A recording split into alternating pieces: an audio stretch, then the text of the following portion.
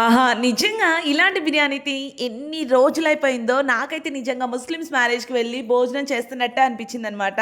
అంత టేస్టీగా ఉంది. ఈ ముస్లిం స్టైల్ బిర్యానీ ఎలా చేయాలో ఫాస్ట్‌గా రెసిపీ చూసేద్దాం. ఫస్ట్ చికెన్ తీసుకొని దానిలోకి అల్లం వెల్లుల్లి పేస్ట్, కారం, పసుపు, chicken masala, Maggi masala and మిక్సీలోకి చెక్క, మొగ్గ, స్టార్ పువ్వు, యాలకుల్ని పొడి చేసేసుకొని ఆ పొడి కూడా వేసేసుకోవాలి. ఆ తర్వాత దానిలోకి పెరుగు అండ్ పచ్చిమిర్చి పేస్ట్ కూడా వేసేసుకొని ఫైనల్‌గా దానిలోకి పుదీనా, కొత్తిమీర పేస్ట్ కూడా వేసేసుకొని బాగా మిక్స్ చేసేసుకొని ఒక 1 అవర్ అయితే మ్యాగ్నేట్ చేయాలన్నమాట.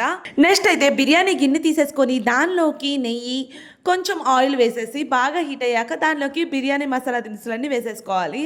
ఆ తర్వాత కట్ చేసి పెట్టుకున్న ఆనియన్స్ కూడా వేసేసి గోల్డెన్ కలర్ వచ్చేంత వరకు ఫ్రై చేసుకోవాలన్నమాట. సో ఫ్రై చేసుకున్నాక దానిలోకి అల్లం వెల్లుల్లి పేస్ట్ కూడా యాడ్ చేసేసుకోవాలి. సో బాగా ఫ్రై అయ్యాక దానిలోకి పచ్చిమిర్చి పేస్ట్ వేసేసాం. ఆ తర్వాత టమోటా అండ్ పచ్చిమిర్చి స్లైసెస్గా కట్ చేసి వేసేసాం.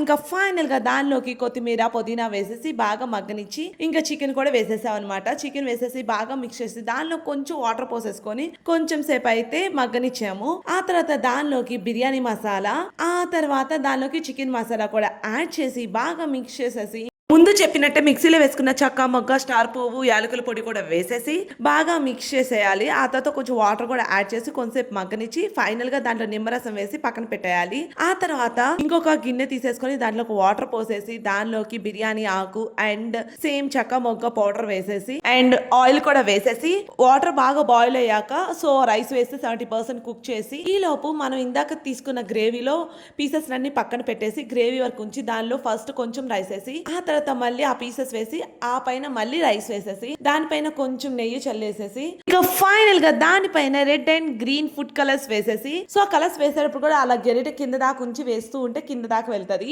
ఇంకా ఫ్రైడ్ ఆనియన్స్ కూడా వేసేసి దానిపైన కొత్తిమీర, పుదీనా కూడా వేసేసి సో ఇంకా పైన పేపర్ తో కవర్ చేయాలన్నమాట.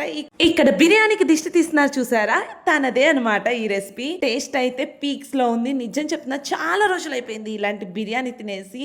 అసలుకి నోట్లో పెట్టుకోలేక అబ్బా టేస్ట్ ఎంత బాగుందో ఎక్కువ తినేద్దాం అనుకుంటాం, కానీ కొంచెమే తినంగానే స్టమక్ ఫుల్ అయిపోతుంది కదా. బట్ టేస్ట్ అయితే చాలా బాగుంది. డెఫినెట్ గా మీరు కూడా ట్రై చేయండి. That's it mini vlog.